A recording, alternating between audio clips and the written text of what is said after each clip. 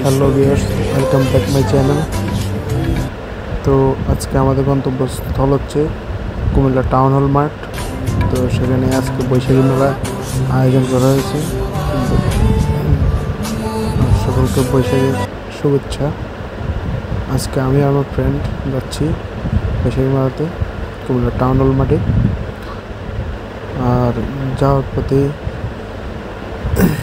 Railway crossing করেছে, দেখতে পাচ্ছেন অপরূপ সুন্দর দৃশ্য। ট্রেন চলছে নিজ গতিতে, নিজ গন্তব্যে।